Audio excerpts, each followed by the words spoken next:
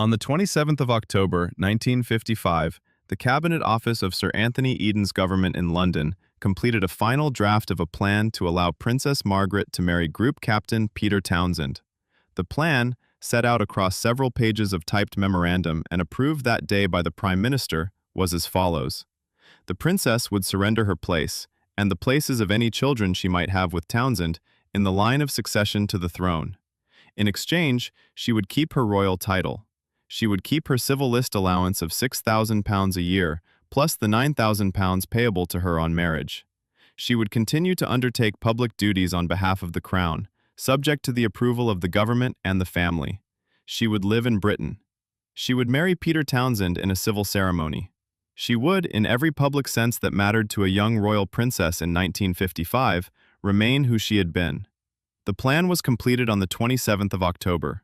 3 days later, at 6 o'clock in the evening on the 31st of October, 1955, Princess Margaret issued a press statement, drafted in part by Townsend himself, in which she renounced any intention to marry him. The reasons she gave were the indissolubility of Christian marriage and her duty to the Commonwealth. The statement did not mention the Eden Plan. The Eden Plan would not be known to the public for another 49 years. The official version of this story, repeated in newspaper retrospectives, in television documentaries, and in the Netflix series The Crown, is that Princess Margaret renounced Townsend because she had been forced into an impossible choice between love and the throne. The documents that came out of the National Archives in 2004 say something different. This film is about the 3 days between the 27th of October and the 31st. The official version. The popular telling of the Margaret Townsend story has been remarkably stable for 70 years. It begins on the 2nd of June 1953, at the coronation of Queen Elizabeth II, when reporters in the Abbey precincts noticed Princess Margaret, then 22 years old, third in line to the throne, the most photographed young woman in Britain, reach out and pick a piece of fluff from the chest of a Royal Air Force officer named Peter Townsend. He was 38, 15 years older than her, a decorated Battle of Britain pilot, and the equerry to her late father, King George VI, and now to her sister the Queen. He was also, by then, divorced. His decree absolute had come through in November 1952 on the grounds of his wife Rosemary's adultery. That moment, captured by photographers, was the first public sign that something was between them. By the end of June, the story was in the British and American press. By the end of July, Winston Churchill, then approaching the end of his second premiership, had advised the Queen to remove Townsend from his post in the royal household. Townsend was reassigned, by mutual arrangement, to the position of air attaché at the British Embassy in Brussels. He left England in July 1953. He and Margaret would correspond, by letter, almost daily for the next 2 years. The standard textbook account proceeds from this point in a more or less unbroken arc. The princess turned 25 on the 21st of August 1955. Under the Royal Marriages Act of 1772, a piece of legislation passed in the reign of George III, she required the sovereign's consent to marry before that birthday. After it, by the same act, she could give the Privy Council 12 months' notice of an intended marriage and proceed without consent, provided Parliament did not object. Townsend returned to London in October 1955 for the first time in 2 years. The press camped outside her apartments at Clarence House. The cabinet of Sir Anthony Eden, who had succeeded Churchill in April that year, convened to consider the question. On the 31st of October, the princess issued the statement that has, ever since, been the canonical text of her renunciation. "I would like it to be known," she wrote, "that I have decided not to marry Group Captain Peter Townsend. I have been aware that, subject to my renouncing my rights of succession, it might have been possible for me to contract a civil marriage. But mindful of the Church's teachings that Christian marriage is indissoluble, and conscious of my duty to the Commonwealth, I have resolved to put these considerations before others." She had reached the decision, she said, entirely alone. Source: statement issued by H.R.H. Princess Margaret, Clarence House, 1800, 31st October 1955. Full text reproduced in Hansard and in the British press the following day. That is the official version of the story. A young princess, a divorced commoner, a church that could not bless the union, a duty to the Commonwealth that came first. For approximately 49 years, that was the version that held. The Eden Plan, October 1955. In January 2004, under the standard 30-year rule extended for some royal-adjacent material, the British National Archives at Kew released a tranche of Cabinet Office and Prime Minister's papers from the second half of 1955. The files included the working papers of the Cabinet Secretariat, the Prime Minister's private correspondence with Buckingham Palace, and the draft memoranda exchanged between Downing Street, the Palace, and the Lord Chancellor's Department in the weeks leading up to Princess Margaret's announcement. Source: PREM 11/1652 and CAB 195/14. National Archives, Kew. Released January 2004.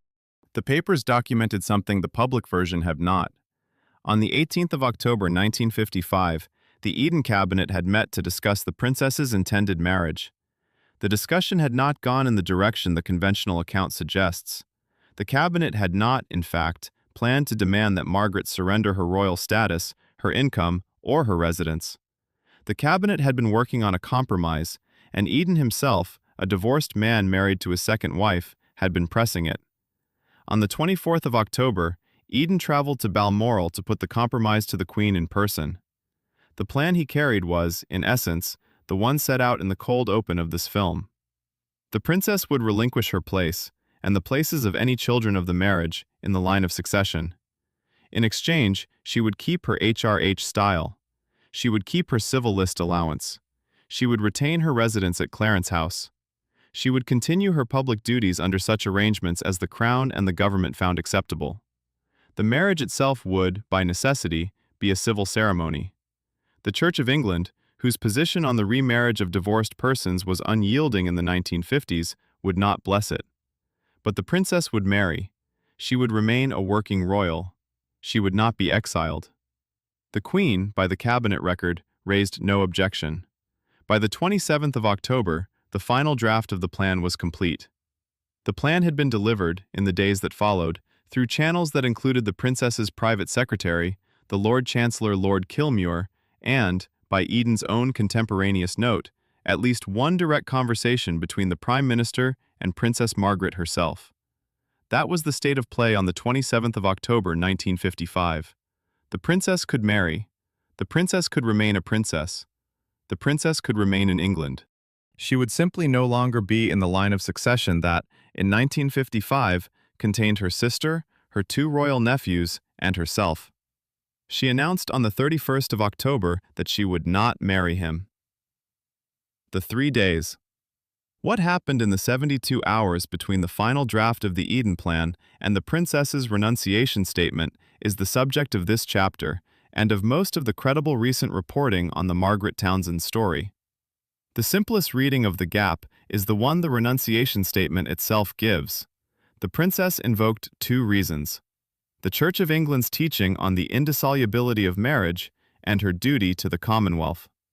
The civil list and succession arithmetic, in this reading, had simply been the prelude. The real obstacle had always been the religious one. That reading is not absurd.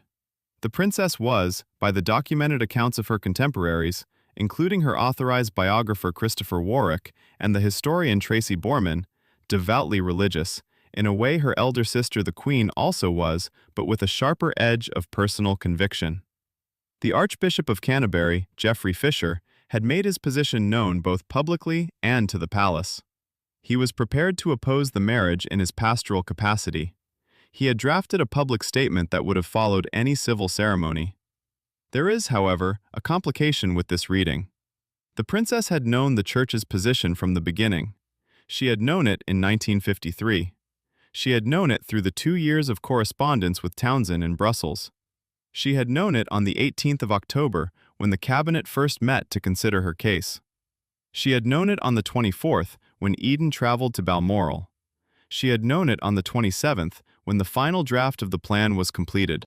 It is unlikely that the religious obstacle, in the abstract, was what changed between the 27th and the 31st.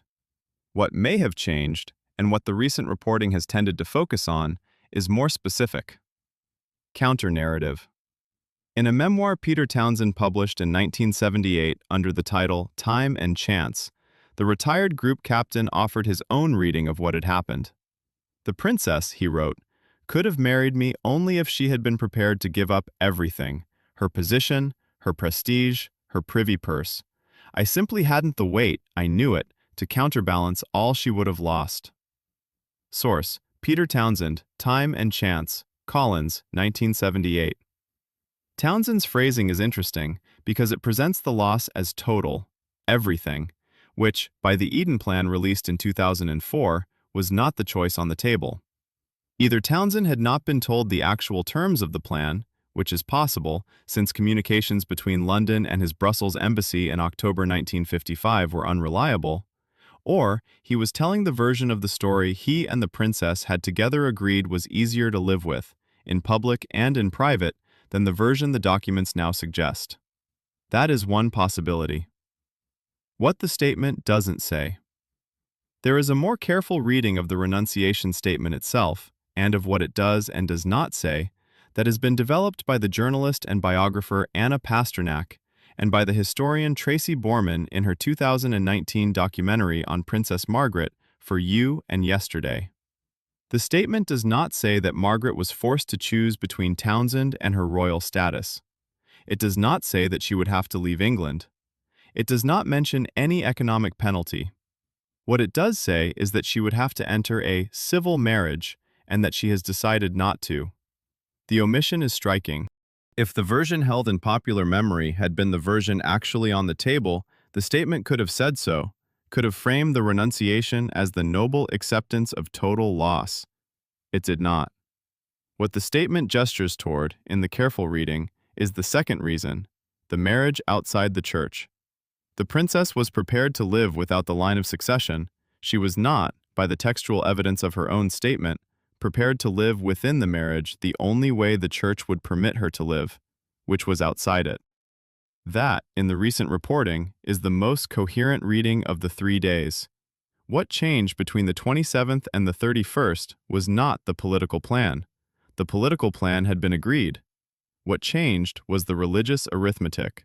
The realization, perhaps prompted by a final conversation with Archbishop Fisher, or by the princess's own clearer thinking, that she could not, in conscience, contract a civil marriage that the church would not bless. The wider context bears this out. The princess remained devout for the rest of her life. She attended church with regularity her sister the Queen privately admired. When she did eventually marry, to the photographer Anthony Armstrong Jones in 1960, it was an Anglican ceremony at Westminster Abbey, performed by Archbishop Fisher's own successor. The same church that would not bless her marriage to a divorced man married her, without controversy, to a man whose own conduct would not, in time, prove much steadier than Townsend's. The real answer.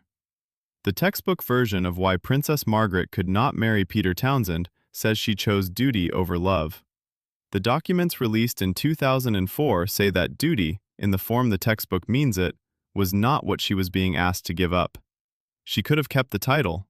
She could have kept the income. She could have kept the country.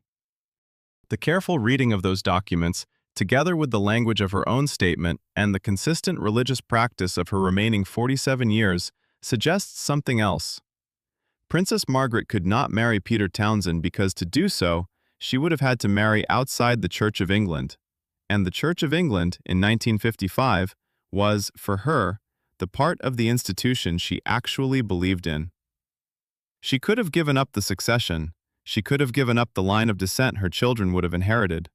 What she could not give up, what no document in any National Archive file could have made easier for her, was the sacrament. That is the answer that survives in the gap between the official version and the archival one. It is not the answer the dramatic reconstructions have used, because it does not produce a clean scene. There is no menacing Eden in the cabinet room. There is no chilling queen telling her sister she will no longer be a member of the family. There is, instead, a young woman of 25, devout, in love, with a plan on the table that would have let her have most of what she wanted, and who decided, in the 3 days she was given to consider it, that the part she could not have was the part she could not live without. Peter Townsend married Marie-Luce Jamon in December 1959. Princess Margaret married Anthony Armstrong Jones in May 1960. The marriage ended in 1978. Townsend died in 1995. Margaret died in 2002. The cabinet papers were released 2 years later. To follow the rest of the documentary trail, the agreements made and the agreements quietly let go of, the next file opens here on the channel.